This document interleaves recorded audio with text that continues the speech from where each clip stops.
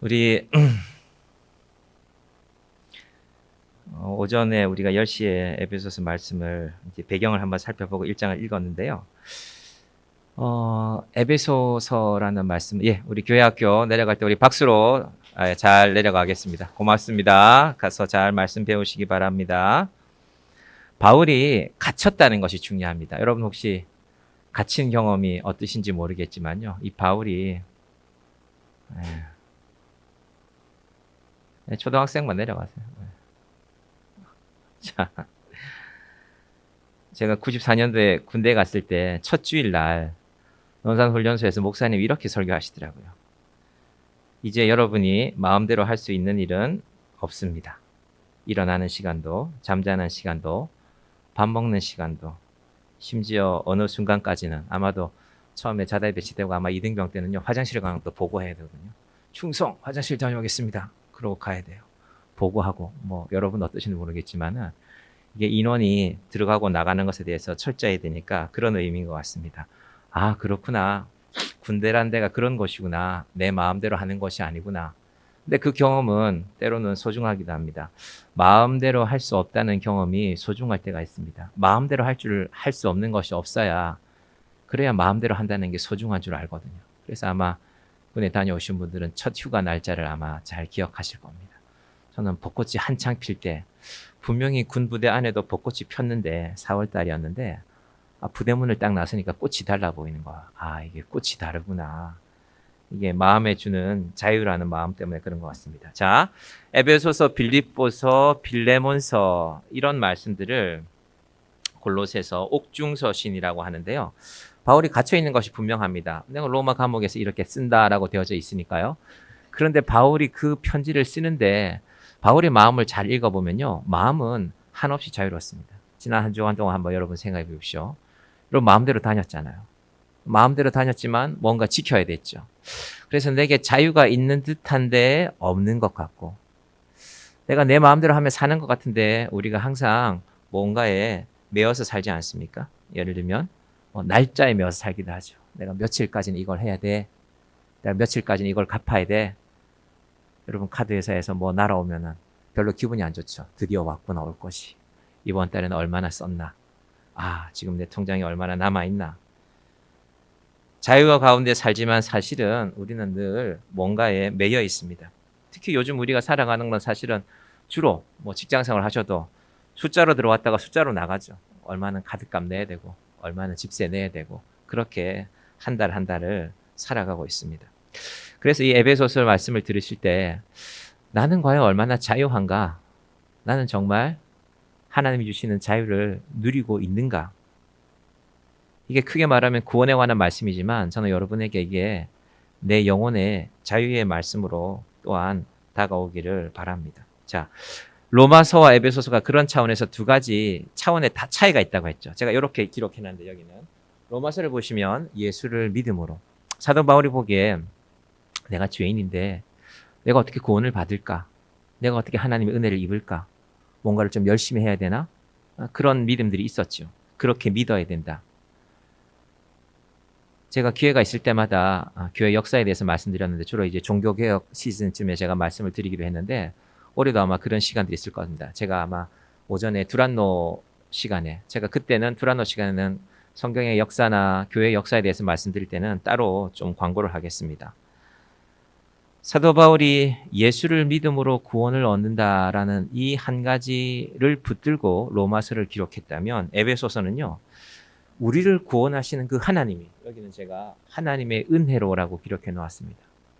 그럼 로마서를 혹시 읽으시면 제가 구정 연휴에, 여러분 연휴에 바쁘세요? 음식 많이 하셔야 돼요? 성경 읽으십시오. 어디 많이 다니셔야 돼요? 여기 오신 분들은 멀리는 안 가셔도 되는 분들이니까 왔죠. 명절 인사도 가시지만요, 괜찮으시면 우리 성경 읽고 오늘 놀러 갈까? 로마서도 읽으시고, 제가 4장씩, 로마서는 4장씩, 에베소서는 3장씩 이렇게 해놨는데요. 바울이 정말 예수를 믿음으로 구원받는 것을 뭐라고 설명하고 있을까? 뭐라고 말씀하고 있을까? 이 한 가지만 붙들고 한번 로마서도 보시고요. 사도 바울이 하나님의 은혜로 우리가 구원받았음을 에베소서에 잘 기록하고 있구나. 이것이 에베소서의 말씀입니다. 그리고 오늘 여기는 이제 에베소서의 주요한 구절들이 있습니다. 제가 성경 퀴즈 대회를 좀 늦췄는데 이 구절은 이 괄호를 하든지 아니면 제가 기분이 안 좋으면 에베소서 1장 3절 전체를 쓰시오 이렇게 할 수도 있을 테지만 여러분이 성경 퀴즈 대회에 나올 것입니다. 그래서 잘 기억하시고 성경 퀴즈 대회에도 준비해 주시길 바랍니다. 오늘 나오시지 않은 분들에게는 절대 말씀하시면 안 됩니다. 이 중요한 족보를 여러분의 마음을 여러분의 양심을 믿습니다. 알려주지 말고 여러분만 공부하시기 바랍니다. 제가 물어볼 겁니다. 오늘 안 나오신 분들한테 혹시 누가 알려줬냐고. 자, 로마서와 에베소서를 그 두 가지 관점을 갖고 우리가 한번 잘 보기를 바랍니다. 내가 어떻게 구원받는가? 하나님의 은혜로. 사실은 두 말은 같은 말입니다. 하나님의 은혜로 우리가 구원받는다는 말씀이 땅에서 하늘을 바라보면서 로마서를 기록했다면 하나님의 관점에서 바울이 감히 하나님이 될 수는 없지만 하나님은 어떤 마음으로 교회를 세우셨을까? 우리를 구원하실까? 그것이 이 에베소서의 말씀입니다. 옥중서신이라고 말씀드렸죠. 감옥에서 기록했기 때문에. 왜 옥중서신일까? 옥중서신이기 때문에요. 이 말씀의 깊이가 깊어졌습니다. 여러분 지난 한 주간 동안도 우리가 바빴잖아요. 오늘 해결해야 될 문제가 있죠. 예를 들면 고린도전서나 고린도후서를 보면요. 사도 바울이 많은 문제들 앞에 놓여 있습니다. 교회 안에 이런 문제, 저런 문제, 그래서 이건 이렇게 해결하고 저건 저렇게 해결해야 돼 하고 편지에 적습니다. 문제.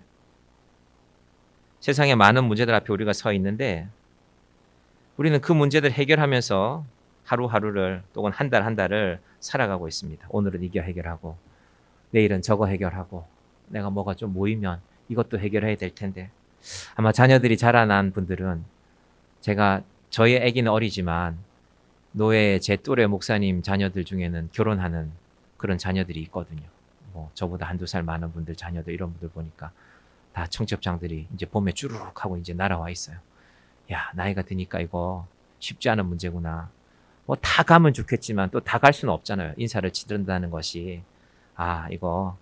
근데 저분들은 벌써 자녀를 결혼시킬 때가 돼서 그런 문제를 뭐 예식장은 어디를 잡을지 뭐 자녀들이 알아서 하는 분들도 있지만 저는 아직 자녀가 어려서 그런 상황은 없지만 문제를 해결해야 될 일들이 많죠. 내 문제, 부모님의 문제. 우리 부모님 연로하시면 살펴드려야 되잖아요. 마음은 있는데 우리 마음대로 살펴드릴 수가 없죠. 내 곁에 있고 싶은데 함께하고 싶은데 그 문제들 앞에 우리 인생이 놓여 있습니다. 고린도전서와 후서는 교회 안에 생겨난 그런 문제들을 바울이 하나하나 해결합니다. 어떨 때는 화를 내기도 하고 달래기도 하고 우리 함께 기도해보자고 말하기도 하고 그러면서 현재의 문제들을 해결하며 살아간다면요. 갇히게 되면 해결할 수가 없어요. 갈 수가 없는데요. 휴대폰이 있는 시대도 아닌데요. 갇혀서 뭐 하겠습니까? 처음에는 기도했을 것이고 생각했을 것이고 그 생각을 정리한 것이 편지로 보낸 것이 바로 이 에베소서 말씀이 되는 것입니다. 그래서요. 에베소서를 보시면요. 에베소 교회의 이런저런 문제들을 지적하지 않아요. 이런저런 문제들을 지적하는 것이 아니라 하나님이 우리를 구원하시기 위해서 무엇을 하시는가 이것이 에베소서의 제일 큰 줄기입니다. 제가 성경책을 에베소서의 제일 큰 줄기가 여러분 성경책 한번 펼쳐보시겠어요? 에베소서 펼쳐보시고요. 제가 두란노 성경 읽기 시간에 말씀드렸지만 에베소서 1장 펼쳐보시면요. 하나님의 제일 중요한 문제는 무엇일까? 그래서 사실은 1절, 2절은 인사합니다. 은혜와 평강이라는 인사가 나오고요. 그 차례대로 볼 것입니다. 3절부터 14절까지 보시면요. 하나님이 우리를 구원하시는데 어떻게 하시면 될까요? 하나님은 전능하신데. 여러분이 좀 능력 있는 사람이에요. 능력 있는 사람 곁에는 사람들이 있잖아요. 비서도 있고 뭐 대통령 옆에는 많은 사람들이 있잖아요. 우리나라 대통령이 아마 부산에 출장을 가는데 KTX를 그렇게 타고 가는 건 제가 처음 봤는데 차가요. KTX 바로 타는 앞에까지 가더라고요. 저도 그랬으면 좋겠어요. 고향 갈 때 내 차를 KTX 바로 앞에 딱 차를 갖다 내면 차는 갖고 가라. 그리고 저는 기차 바로 탔으면 좋겠어요. 대통령이니까 그런 특권을 주는 것 같아요. 하나님께서 사도 바울에게 어떤 은혜를 주시냐면요. 하나님은 능력이 있으신 분이기 때문에 우리를 구원하실 때 천사한테 명령할 수 있잖아요. 342번 천사, 너 지금 남양주 정양교회 가서 누구누구를 좀 구원해라. 충분히 하실 수 있거든요. 그런데 그렇게 하지 않고요. 자, 에베소서 1장 3절부터 보십시오. 3절부터 6절까지는요. 우리를 구원하기 위해 나 하나만 더 해당이 됩니다. 한 영혼이라도 우리를 구원하기 위해 성부 하나님께서는 뭘 준비하시는가? 이게 이제 구원의 시제로 말하면 이게 과거인데 나를 구원하기 위해서 하나님께서 미리 준비하셨다. 그걸 성경에서는요. 예정이라고 부릅니다. 우리 교회가 대한예수교 장로회, 장로교단이라고 부릅니다. 감리교단도 있고 우리나라에는 순복음교단도 있고 성결교단도 있고 교단이 여러 가지가 있는데 장로교의 제일 핵심 신학, 특히 칼빈을 중심으로 한 장로교가 이 구원의 예정에 대해서 강조합니다. 교단마다 조금 차이는 있지만요. 성경에 있기 때문에 예정을 부인할 수 있는 교단은 없습니다. 이 성경에 있지 않냐? 하나님이 예정하셨다고. 여러분 믿어지세요? 우리를 위해서 하나님이 미리 준비하셨다니까요. 제가 오래전에 교육전도 시절에 2002년, 2003년쯤인데요. 과천에 있는 주식회사 코롱 본사 건물에 한번 가본 적이 있습니다. 그때 저희 교육부 장로님이 이제 임원하시다가 주식회사 코롱 사장이 되셨어요. 주식회사 코롱 하면은 그래도 우리나라를 대표하는 대기업 회사 중에 하나인데, 제가 이번에 사장실을 하나 배정받았는데, 우리 전도사님들하고 그분이 교육부 장로님이라서 교육 목사님 오셔서 함께 한번 예배 드리십시다 해서 어느 날 갔어요. 이분은 사장님이니까 비서가 나중을 나오려나 하고 우리가 1층에 주차장에 내렸는데 사장님이 직접 나오셨더라고요. 제 마음에는 야, 이분이 참 겸손하시구나. 이 대기업의 사장이 되셨는데 겸손하게 우리를 맞으러 오셨구나. 다 예배 끝나고 이제 우리가 가는 자리에도 또다시 주차장까지 내려오셨더라고요. 혹시 이 사람의 이분의 이런 겸손함이 이분을 이런 자리까지 오게 하지 않았을까? 여러분 대기업에 사장하는 게 쉽지 않잖아요. 그 과천 시내가 저 멀리 서초동 양재동이 한눈에 내려다 보이는 그 건물에서 이제 그분이 직무를 보실 텐데 저 같으면 제가 대충 세보기로는요. 그 방이 한 70평 될 것 같아요. 우리 본당 이거 2층 다 합쳐봐야 60평이거든요.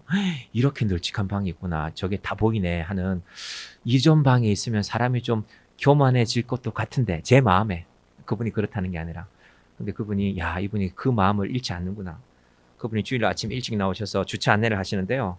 얼마나 겸손하게 하는지 몰라요. 새파랗게 젊은 애들이 자기한테는 막내 딸이나 손주뻘 되는 애들이 와서 집사님이라고도 안 불러요. 아저씨 어디다 대면 돼요? 막 이런 애들이 있거든요. 그 철없는 애들한테도 이쪽으로 대시면 됩니다 하고 그렇게 안내하시던 그분의 모습이 생각납니다. 하나님이 우리를 구원하시는데요. 하나님은 전능하신데 내가 능력 있는 거 너희 알지? 내가 천사 하나 보낼게.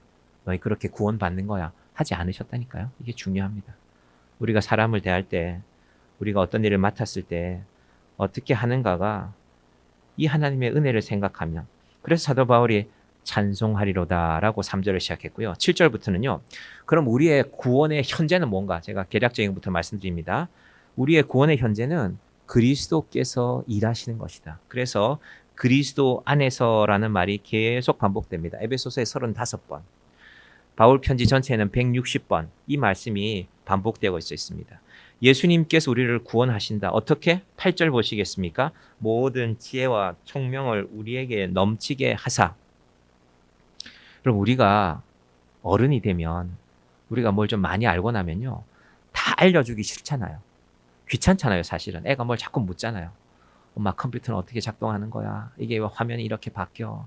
이 동영상 어떻게 만드는 거야? 나는 알지만 그걸 알려주려면 힘들어요. 귀찮기도 하고. 그래서 잘 가르치는 분은 은사가 있는 거죠. 학교 선생님들은 그걸 친절하게 잘 하시는 분들이 학교 선생님을 하시겠죠. 그런데 모든 지혜와 총명을 우리에게 넘치게 하사 내가 알아서 할 테니까 너 따라와라가 아니라 그렇게 우리를 구원하시겠다. 우리 구원의 현재가 7절부터 12절이고요. 우리 구원의 미래는 13절과 14절인데 그중에 14절에요. 우리 기업의 보증이라는 말이 나옵니다. 여러분이 어디 가서 여러분을 증명해야 돼요. 이제 은행에 가서 돈을 빌려보신 분들은요. 돈을 빌리는 게 만만치 않거든요. 얼마 빌릴 건데요? 어떻게 갚으실 건데요? 당신이 우리에게 담보로 제공할 게 있습니까? 다 따져봐요. 다 따져보고도 결과는 나중에 알려드릴게요. 라고 말하는 게 은행이거든요. 그런데 그 은행에 가서 잘 아실지 모르겠지만 제 형님이 삼성그룹의 이재용입니다. 이러면요. 웬만하면 아마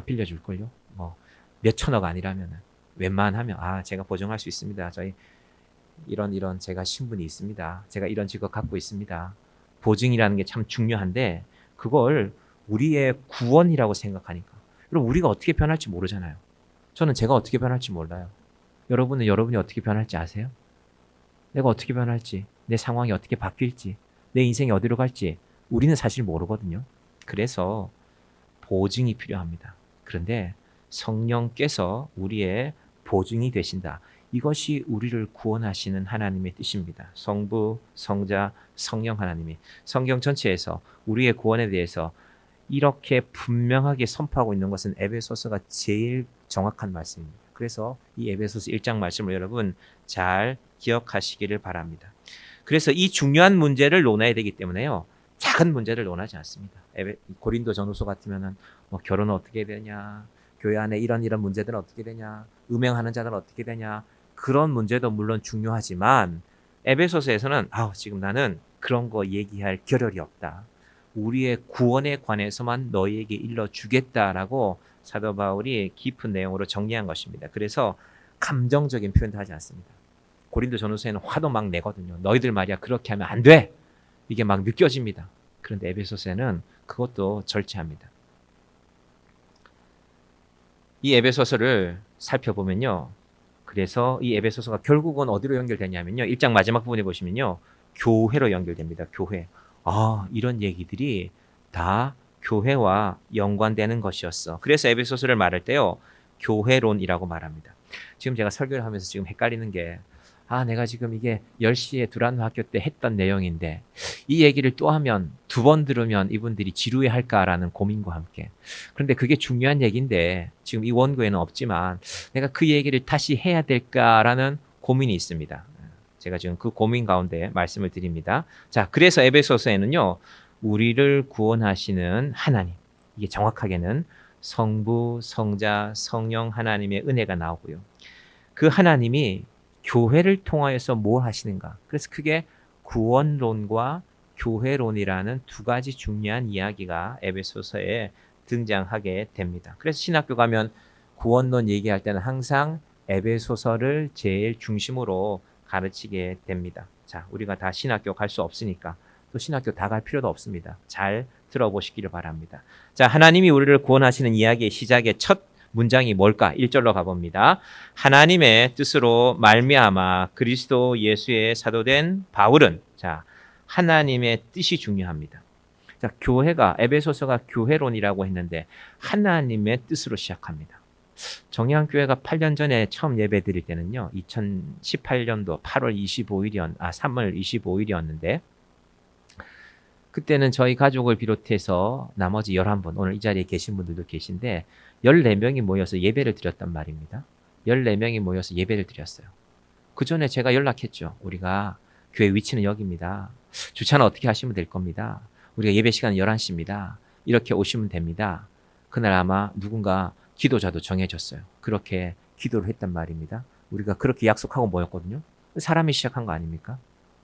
혹은 제가 시작한 거 아닌가요? 저도 한때는 그렇게 생각했어요. 그런데 세월이 지나니까 하나님이 왜 나를 제가 남양주 땅에 다시 안 오려고 그랬거든요. 제가 남양주에 있는 교회를 떠날 때 남양주 좀 힘들었어. 난 남양주 다시 안 올 거야. 라고 생각하고 갔었어요. 사실은. 마치 제가 군대 제대하듯이. 근데 어느 날 보니까 요즘도 제가 아침에 눈을 떠서 새벽기도를 마치고 저 밖을 쳐다보면 깜짝 놀라요. 남양주네 하고 제가 8년이 지났는데도 그 생각을 한다니까요. 하나님이 남자들이 꾸는 꿈 중에 제일 싫어하는 꿈이 군대 꿈이거든요. 막 눈 떴는데 기상나팔 울리고 막 이런 소리 이런 들어 큰일 났다. 내가 군대를 다시 왔구나. 남자분들 그런 꿈 꾸는지 모르겠는데요.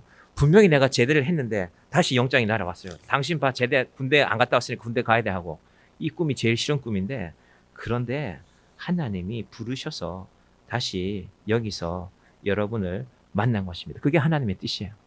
다는 몰라요. 근데 하나님이 하나하나 알게 하시는 것 같아요. 제가 여기서 정의한교회를 통해서 여러분을 만나게 된 거잖아요. 제가 여기 안 왔으면 남양주 싫어. 난 남양주 안 갈 거야. 그랬으면 제가 여러분 만날 일이 없었겠죠. 제가 수원에서도 거의 교회를 시작할 뻔했단 말이에요. 청년들 몇 가정이랑 같이 제가 청년부 했던 친구들이 이제 결혼해서 목사님 그러면 가까운 데서 개척하시면 되지 않습니까?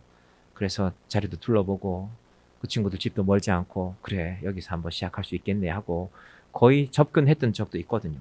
그런데 어느 순간에 제가 딱 느꼈어요. 아 이건 하나님이 막으시는 거구나. 그러면 다른 뜻을 구해야지. 그래서 시간이 좀 걸렸지만 제가 오게 된 것입니다. 자, 이 하나님의 뜻이요. 헬라 말로 딜레마입니다. 딜레마. 딜레마가 뭘까? 딜레마는 여러분 딜레마란 말 많이 들어보셨죠? 우리로서는 잘 이해되지 않는 것들이 첫 번째는 딜레마입니다. 딜레마. 아니 왜 저 두 사람 결혼했지? 이해가 안 되는데. 좀 표현을 과하게 하겠습니다. 남자가 저렇게 멋있는데 그럼 사람들은 마음속으로 여자 집에 돈이 많을 거야. 여자가 저렇게 예쁜데 남자 집에 돈이 많을 거야. 뭐 우리 인간들의 생각은 대체로 그렇잖아요. 그걸 딜레마라 그러잖아요. 왜 저 두 사람이 만났을까? 그런데 이 딜레마는요. 하나님 입장에서 기대하신다는 겁니다. 여러분 바울은 하나님 기대할 만한 사람이 아니었어요. 바울 어떻게 했습니까? 오늘 우리가 오전에 10시에 읽었을 때 예수 믿는 사람들 잡아 죽이러 갔어요. 내가 오늘 너희들 다 잡아와서 너희들도 잡아와서 내가 죽이겠다. 사도행전 7장에 스데반을 죽이고 사도행전 9장에 또 잡으러 가요. 다메섹에 가서 내가 또 예수 믿는 사람들 잡아와서 죽이겠습니다 하고 명령을 받아가는데요. 그런 바울을 향한 하나님의 뜻이 하나님의 딜레마가 있었다는 것입니다. 여러분 하나님이 바울을 향한 딜레마만 있었겠습니까? 우리를 향한 딜레마가 있다니까요. 그래서 하나님께 뜻을 생각할 때는 특히 예배의 자리에 나오실 때는요. 혹시 오늘 아침에 부부싸움을 크게 했더라도 그걸 좀 잊으셔야 돼요. 막 씩씩거리면서 오늘 집에 가서 내가 가만두지 않을 거야. 막 이러지 마시고 그래 내가 오늘 부부싸움을 했지만 오늘 우리 집에 무슨 일이 있지만 내가 또 예배드리러 나왔으니까 하나님의 뜻을 한번 생각해 봐야지. 하나님의 기대, 하나님의 기쁘신 뜻 그것이 사실은 먼저 바울을 향해서 있었다는 것입니다. 그리고 오늘 우리를 향해서 있다는 것입니다. 그래서 우리는 이 하나님의 뜻이란 말 앞에서요. 우리 인생을 향한 질문을 잘 던져봐야 돼요. 여러분 질문이 대단히 중요합니다. 여러분 인생을 주로 어떻게 질문을 던지십니까? 혹시 이런 질문 던져본 적 있습니까? 나는 왜 살까? 죽지 못해 산다. 마지 못해 산다. 여러분 질문이 잘못되면요. 좋은 답이 나올 수가 없습니다. 하나님의 뜻 안에서 한번 질문해 보시면요. 하나님이 나를 향해서 어떤 뜻이 있을까? 이 2026년에 하나님이 나를 향하신 뜻은 무엇일까? 하나님의 기쁘신 뜻은 무엇일까? 놀라운 뜻은 무엇일까? 아침에 눈을 뜰 때도 피곤한데 오늘 또 회사 가야 되는구나가 아니라 하나님이 오늘 하루를 주셨는데 오늘 하루 동안에 나를 향하신 뜻은 무엇일까? 이것이 중요합니다. 자, 두 번째 에베소서 1장 1절에서 중요한 것은요. 에베소에 있는 성도들입니다. 이건요. 에베소 사람들을 말하는 것입니다. 에베소라는 도시는 어떤 도시였을까? 한번 그림 띄워주실래요? 에베소를 대표하는 사도행전 19장에 보면요. 에베소를 대표하는 그림이 있습니다. 자, 황금색 그림. 그렇죠. 아데미 여신상입니다. 이게 여자분들의 유방을 저렇게 많이 만들어 놨습니다. 왜 그랬을까요? 풍성하라고. 우리 개들은요. 새끼 10마리 낳아도 자식들 다 젖을 먹이잖아요. 왜? 젖꼭지가 많으니까 다 먹으라 하고 개들이 벌렁 들어누워 있잖아요. 어릴 때 저희 집에 개 키울 때 쟤는 10마리가 저렇게 달라붙어 있는데도 벌러덩 누워 있어요. 다 먹어라 이것들아. 엄마는 죽는다. 이런 표정으로 누워 있는 것 같아요. 풍성함을 뜻하는 여신을 만드는데 저게 바로 아데미 여신입니다. 저 아데미 여신상을요. 큰 신전에 모셔놓고 아데미 여신의 부속 건물들이요. 무려 25,000명이 들어가는 극장이 있었어요. 요즘도 경기장 만들 때요. 25,000명 들어가는 경기장 만드는 거 쉽지 않아요. 요즘은 의자를 플라스틱으로 찍어내잖아요. 그러니까 마음만 먹으면 25,000개 의자를 찍어낼 수 있잖아요. 그때는 뭘로 만들었을까요? 돌로 만들었는데 사람들 딱 간격을 잡아서 요즘 기준으로 하면 60cm 기준으로요. 25,000개 좌석을 만들었어요. 다 돌로 깎아갖고. 세상에 2000년 전에 돌 깎는 기계는 제대로 있었을까요? 그 여신상이 바로 아데미 신전 앞에 부속 건물로 있었습니다. 자, 그런데 이 아데미 여신이 재미있는 것은요. 낮에는 아데미 여신을 섬기는 사제들인데 여자들입니다. 1000명이 넘게 있어요. 거기서 제사를 지내요. 우리 오늘 아데미 여신께 제사 지내러 왔습니다. 예, 이름 뭡니까? 그래요. 제물은 뭘로 바칠 겁니까? 예, 제가 소 한 마리 바치겠습니다. 그렇게 하다가요. 밤이 되면 에베소 시내로 내려갑니다. 창녀로 살아가는 거예요. 여러분 이해가 됩니까? 근데 그분들 신분이요. 요즘 말 하면 공무원이에요. 아데미 신전 직속 공무원. 월급 받아요. 그리고 낮에는 신전에서 일하고 밤에는 온 도시에 가서 남자들을 유혹해서 그 도시를 음란하게 만들어야 아데미 신이 기뻐하신다. 이게 다시 한번 바뀌게 되는데 그 다음 사진 볼까요? 주후 431년이 되면요. 이게 지금 터키 땅이란 말입니다. 기독교가 전해지는 곳이었어요. 여러분 터키는 동서 로마가 분열되어서 주후 1100년, 1200년 십자군 전쟁 이때까지는요. 기독교 국가였습니다. 지금 터키는 이슬람 국가거든요. 우리나라 이태원에 있는 저 이슬람 회당이요. 터키가 관할해요. 터키 신학생들이 와서 여기서 봉사해요. 경전 가르쳐요. 이슬람을 배우려는 사람들에게. 저 땅에 아데미 신전을 섬기다가 아데미 대신에 뭘 하나 가져왔어요. 왜냐하면 기독교로 바뀌었으니까. 그래서 가져온 게 저게 무슨 상이겠습니까? 마리아 상입니다. 마리아 상을 은으로 만들어서 판매했어요. 이것이 이 에베소라는 도시의 주요한 수입원이었습니다. 자, 에베소라는 도시에서 사람들이 관광객들이 많이 찾아오고 돈을 버는데 절이라고 합시다. 우리 봉선사 앞에 불상 파는 가게가 수십 개가 있어요. 근데 봉선사 앞에 누가 교회를 개척했어요. 교회를 개척해서 예수를 믿으시오. 부처는 다 헛된 것입니다. 이러면 돼요, 안 돼요? 말씀을 못 하시네. 봉선사 입장에서 그거 안 되는 거죠. 봉선사 앞에서 불상을 팔고 있는 사람들에게는 뭐야? 우리 영업지역에 이렇게 영업을 방해해도 되는 거야?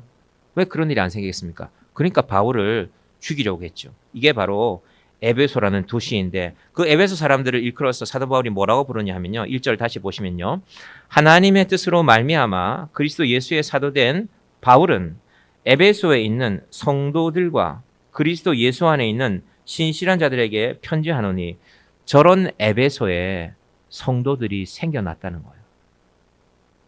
제 고향도 예수 믿는 사람이 많지 않아요. 신학교 가보면요. 그 비율대로 나와요. 기독교인이 높은 지역에서 오는 학생들이 아무리 많아요. 교회가 많으니까. 그럼 신학생들이 나올 확률이 높죠. 절이 많은 동네, 저 경상북도, 경상남도 지리산 골짜기 이런 데는 교회가 많지 않아요. 여러분 종교는 그 영향력을 쉽게 놓지 않습니다. 특히 한국은 불교가 여전히 막강합니다. 불교는 1000년을 내려온 곳들이 있잖아요. 수백 년을 내려온 사찰들이 많이 있잖아요. 근데 그런 데서 신학생이 왔다고 어떤 교수님이 그러더라고요. 아유, 지리산 골짜기에서 목사님 되겠다고 오셨네. 잘하셨어요. 저한테 그러더라고요. 지리산 골짜기는 절이 많은 곳이니까 아마 그렇게 말씀하셨던 것 같아요. 저런 에베소에서요. 신실한 자들이 너희들은 에베소 사람들인데 에베소에서 예수를 믿고 신실한 자들이 되었다는 것이 너무 감사하다는 얘기를 하는 겁니다. 여러분의 믿음의 배경이 제가 어떤지 다 알지 못하지만요. 여러분이 특별히 부모님이 예수 안 믿는데 여러분 스스로 예수 믿기로 결심하고 하나님께 찾아왔다면 이 역시 에베소 안에 있는 성도들을 신실하게 부르는 바울의 그 뜻이 우리에게도 있는 것입니다. 그럼 그래서 교회에서 제일 중요한 말은요. 성도입니다. 성도. 거룩한 무리들. 직분도 중요하죠. 목사님도 있어야 되고 장로님도 있어야 되고 권사님, 안수 집사님 다 있어야 되지만요. 성도란 말이 기본입니다. 성도라는 에베소에 있는 너희가 이 바울의 입장에서 표현하면요. 에베소가 아데미 여신을 섬기는 곳인데 온 도시가 아데미 여신 때문에 먹고 사는 동네인데 너희가 어떻게 예수를 믿었을까? 난 그게 너무 신기해 라는 말을 1절에서 인사하면서 하고 있는 것입니다. 그런데 한편으로는요. 이 성도란 믿음 안에 끝까지 남는 사람들입니다. 여러분 여러 가지 이유로 믿음은 떠날 수 있습니다. 코로나가 대표적이지 않을까요? 코로나가 처음 왔을 때 우리는 뭐가 뭔지 몰랐죠. 야, 코로나가 뭐냐?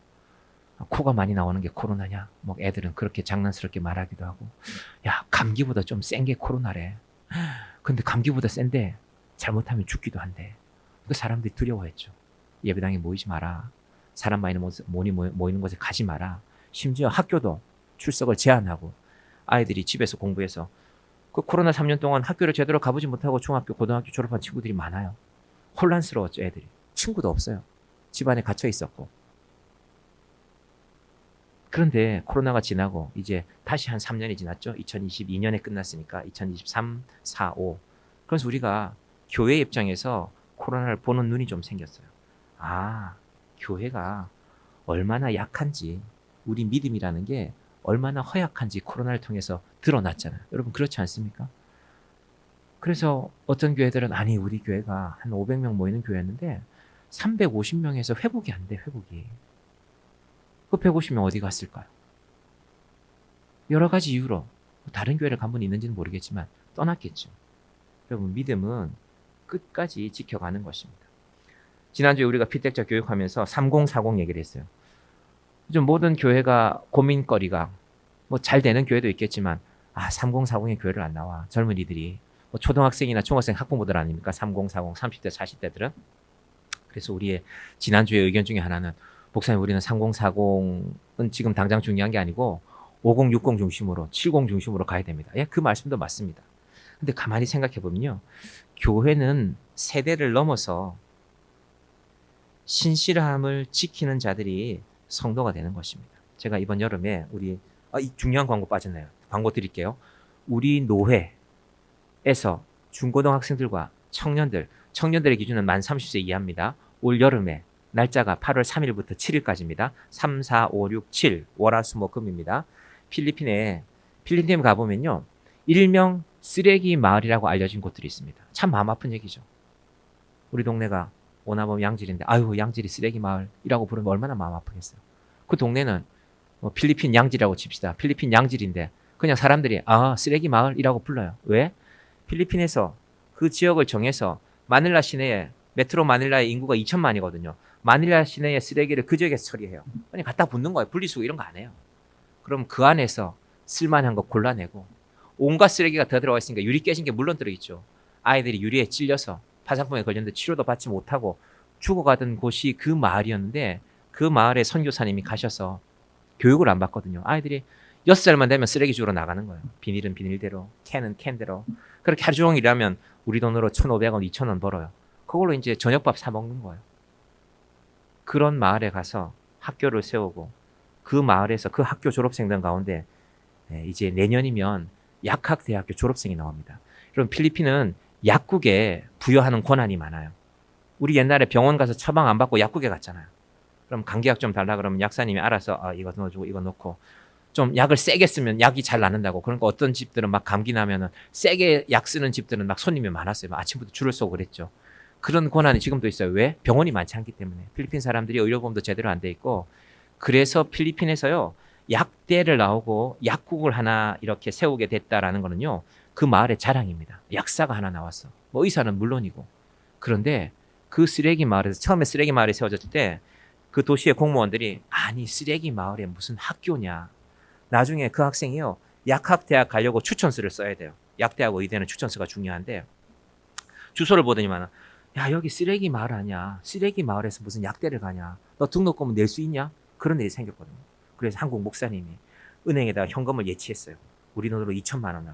자, 여기 이 학생이 등록금으로 쓸 수 있는 돈입니다. 그래서 이제 약대를 가서 그런 곳을 이제 우리가 가려고 합니다.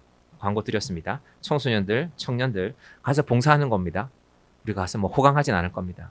3일 동안 아마 땀 많이 흘리고 수고할 것이고, 하루는 아마 그래서 우리 인솔하시는 목사님이 우리 하루는 좀 청소년들 좀 쉬게 해주자 하는 그런 일정이 있을 것입니다. 잘 기억하시고, 우리 밴드에도 제가 다시 올려놓겠습니다. 제가 밴드 올려놨죠? 네, 밴드 올려놨으니까 잘 기억하시고 우리 청소년들, 청년들 신청하시기를 바랍니다. 다음 주일 22일 주일까지입니다. 자, 다시 돌아옵니다. 사도 바울이 50, 60, 70 세대가 문제가 아니라 신실한 자들이 예수의 제자가 된다는 말씀을 1절 인사에서 하고 있습니다. 하나님께서 우리 교회도, 정향교회도 신실한 자들이 모이는 성도들의 공동체가 되기를 바랍니다. 그 기준 하나가 아주 단순한 기준이 있습니다. 바로 2절로 가볼까요?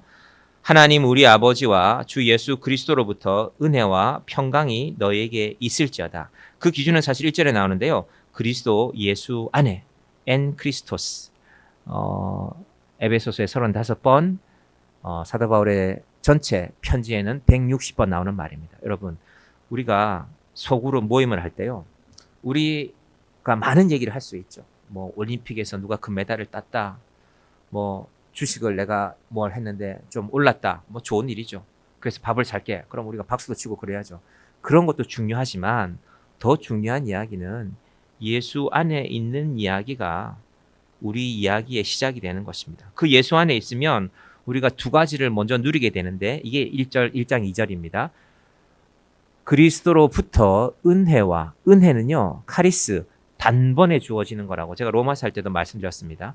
우리는 그 은혜를 입음으로 구원을 얻는 사람들입니다. 그런데 그 은혜를 입었는데요, 우리 삶을 잘 생각해 보면 힘든 일이 있어요. 내가 분명히 예수를 믿는데, 내가 구원받음이 분명한데, 내 믿음이 있는데 어려운 일들이 있잖아요. 내 뜻대로 일이 잘 안 돼요. 내 인생의 계획대로 되지 않습니다.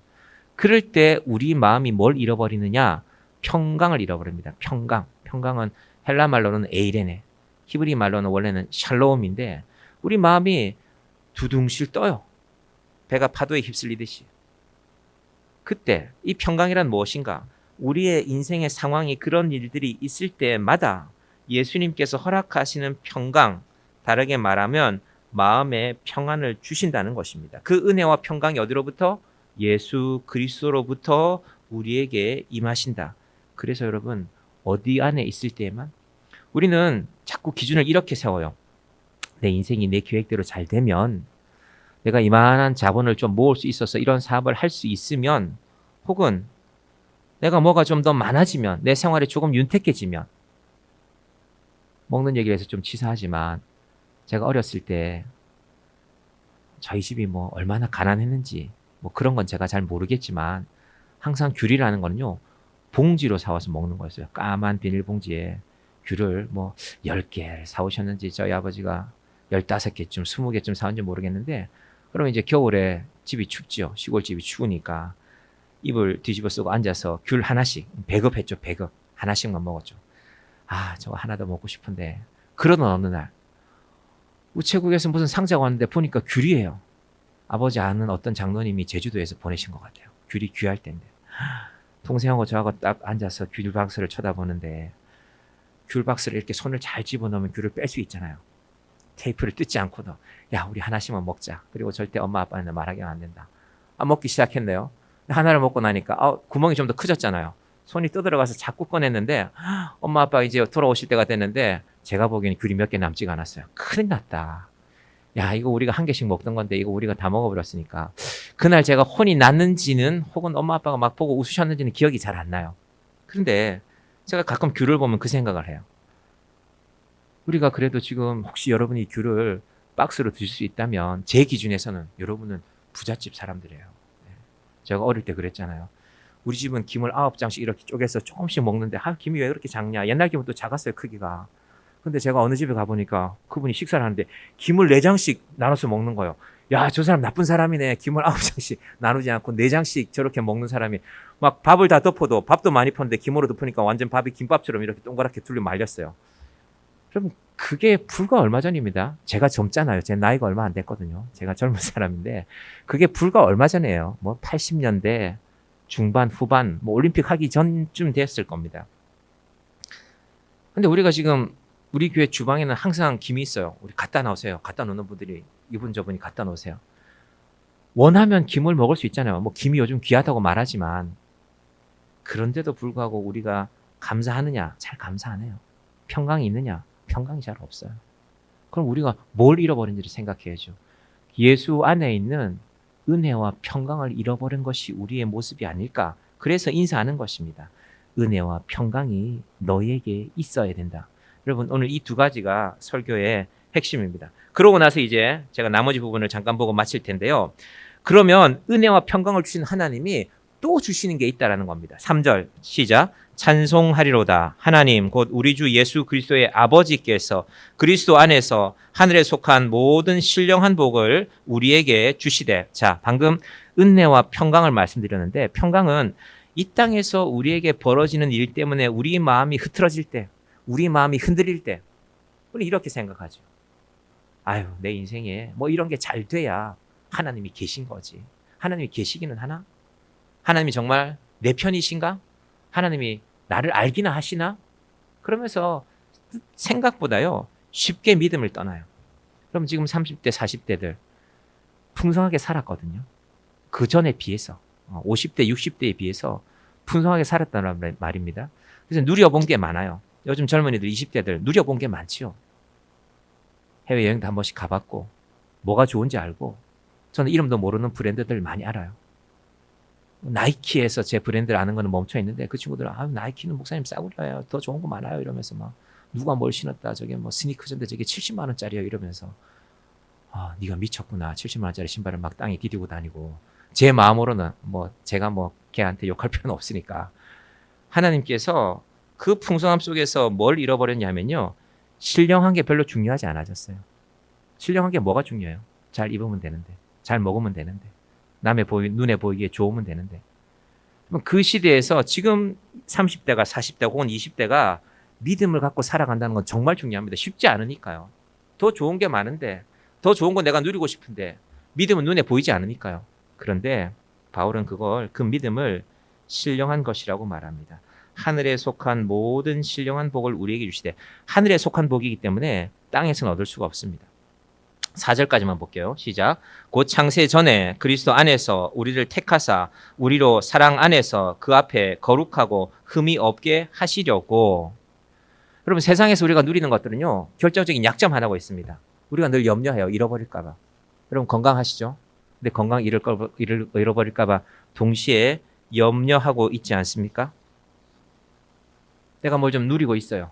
내 소득이 좀 많아요. 한 달에 얼마씩 내 통장에 들어와요. 근데 이게 계속 들어오지 않을까 봐 늘 염려하지 않습니까? 거룩하고 흠이 없다는 건요, 하나님이 지키신다는 겁니다. 여러분, 우리의 믿음이 그 하나님의 것을 사모하는 믿음이 되기를 바랍니다. 교회는 그걸 지켜가는 곳입니다. 어렵고 싫고 딱딱하고 어렵죠. 그래서 교회가 자꾸요, 젊은 사람들에게 맞추려고 합니다. 어쩌도 우리 1층을 스타벅스처럼 꾸몄으면 해요. 어떤 목사님이 교회 바로 앞에 스타벅스가 있는데 스타벅스 회의실 인테리어 한 사람에게 물어봤대요. 아니, 우리 교회 가면 요거랑 똑같이 생긴 공간이 있는데 요거 요렇게 꾸며주면 내가 얼마 드리면 돼요? 하니까 목사님 한 1억 좀 생각하시면 되겠는데요. 깜짝 놀라서 더 이상 물어보지를 못했대요. 뭐 조그마한 10평도 안 되는 방을 꾸미는데 그렇게나 듭니까? 예, 스타벅스는 그렇게 해서 저희가 일합니다. 그래서 스타벅스가 비싼 겁니다. 라는 얘기를 들었다고 하시더라고요. 좋은 분위기 좋아하죠. 뭐 저도 할 수 있으면 그렇게 하고 싶지만, 그런데 그게 구원을 약속하지는 않습니다. 그래서 우리가 정신을 차려야 됩니다. 세상 사람들을 교회로 인도해야 되지만요, 교회가 세상이 되어서는 안 됩니다. 여러분, 그래서 그 기준을 명확히 하시기 바랍니다. 하나님, 교회는 그래서 정체성입니다. 제가 오남녀 어디 지나가는데 누구누구의 손자, 뭐 누구누구의 아들, 이 무슨 대학교에 무슨 과에 합격했다 하고 현수막을 크게 붙여놨더라고요. 그분들에게 이게 큰 자랑이겠죠. 예, 그것도 자랑이지만 우리의 자랑은 신령함을 자랑하기를 바랍니다. 할렐루야, 이런 목소리 내는 게 아니라, 제가 어제 로마서 말씀드릴 때 합당하니 뭐라고 했죠? 하나님이 우리를 구원하시기 위해서 정말 이렇게 하셨어? 그게 사실이야? 그러면 나는 어떻게 해야 될까? 여러분에게 정말 좋은 곳이 있는데, 고향에 사는 친구가 한우 목장을 하는데, 친구야, 내가 이번 명절에 네가 생각나서 한우 고기를 보내왔어요. 근데 우리 집에는 마트에서 사온 수입 고기도 있단 말이에요. 근데 누가 왔어요? 어떤 고기를 내놓을 것인가? 이거 우리가 결정해야 되는 거 아닙니까? 하나님이 그 한우를 우리에게 주셨다니까요. 뭐 먹는 얘기해서 죄송하지만은 하나님이 그걸 아끼지 않으셨어요. 이게 합당함입니다. 우리의 합당함이, 여러분, 이번 명절 너무 신경 쓰지 마세요. 뭘 우리가 얼마나 잘 먹을 겁니까? 명절에 요즘 사람들 잘 안 먹으려고 애쓰잖아요. 그렇지 않아요? 명절이 되었으니까 저희 외할머니가 명절 되면 항상 육아를 만드셨어요. 이게 달콤한 거 먹을 일이 없으니까 그 시절에는, 가을에는 과일 먹고, 추석에는 과일 좀 먹고 보고, 명절에는 요거 고소한 거 한번 먹고, 그게 낙이라 그러셨어요. 저희 외할머니 돌아가시기 전에, 얼마 전에 제가 그래서 기억이 생생해요. 우리 외할머니가 그런 말씀 하셨는데 돌아가셨네 하고, 제가 어릴 때 돌아가셨으니까. 그러면 지금 우리가 그런 것들 때문에 염려하지 않거든요. 하나님의 뜻 안에서 그리스도 안에 있는 신실한 자들로, 그리스도 안에서 우리에게 주신, 단번에 주신 은혜를 잊어버리지 마시고, 그리고 지속적으로 주시는 평강을 누리시며, 하나님, 내 인생이, 내 선택이 세상의 선택에 끝나지 않기를 바랍니다. 하나님의 이 놀라우신 은혜를 하나님 앞에 흠이 없는 백성으로, 우리를 그렇게 만들려고 하신 하나님의 뜻 안에서 살아가시는 저와 여러분이 되기를 주님의 이름으로 간절히 축원드립니다. 기도하겠습니다. 하나님 아버지 감사합니다. 사도 바울이 에베소서를 시작하면서 하나님의 뜻을 말씀하고 있습니다. 하나님, 정녕 교회를 향하신 하나님의 뜻이 있는 줄 압니다. 우리 인생을 향하신 하나님의 뜻이 있습니다. 우리는 이 땅에서 우리가 누리던 무언가가 상하면, 없어지면, 잊어버리면, 갖지 못하면 그 하나 마음 때문에 하나님마저도 잃어버리는 얄팍한 신앙 가운데 살고 있지 않습니까? 예수를 믿는다고 하는데 도무지 우리의 삶에 어디에 예수가 드러나고 있습니까? 아버지 하나님, 하나님 아버지께서 우리에게 예수 안에서 허락하신 은혜와 평강이 우리 삶에 충만하게 하여 주시옵소서. 우리를 구원하시는데 천사 한 명 보내서 얘야 가서 네가 좀 쟤를 구원해 와라 이렇게 말씀하지 않으시고 하나님께서 우리를 창세전에 예정하시고 예수님께서 우리를 위하여 십자가에 달리시고 그리고 성령님께서 우리를 향하여서 우리의 구원을 보증하셔서 우리가 구원받은 존재가 되었습니다. 이 놀라운 구원의 복된 소식이 우리 속에 날마다 충만하게 하여 주시옵소서. 하나님, 아직 성경을 잘 모르고 예수 믿는 것에 대해서 잘 알지 못하는 분들도 이 자리에 계실 것입니다. 혹은 교회를 다닌 지는 오래되었지만 도무지 하나님의 말씀에 관심이 없었던 우리의 지난 날도 있었습니다. 말씀을 읽고 말씀이 우리 삶에 다가오고 말씀이 우리 삶을 증명하는 힘이 되게 하여 주시옵소서. 시대가 혼란합니다. 사람들이 쉽게 믿음을 버리고 교회를 떠나갑니다. 세상에 너무 좋은 것들이 많아서 천국이 없는 것처럼 착각하며 살아갑니다. 그러나 하나님이 예비하신 그곳이 반드시 있음을 알고 우리의 믿음이 천국을 향하여 바른 방향을 향하여 정향의 성도들이 될 수 있도록 주님 인도하여 주시옵소서. 예수님의 이름으로 기도드립니다. 아멘.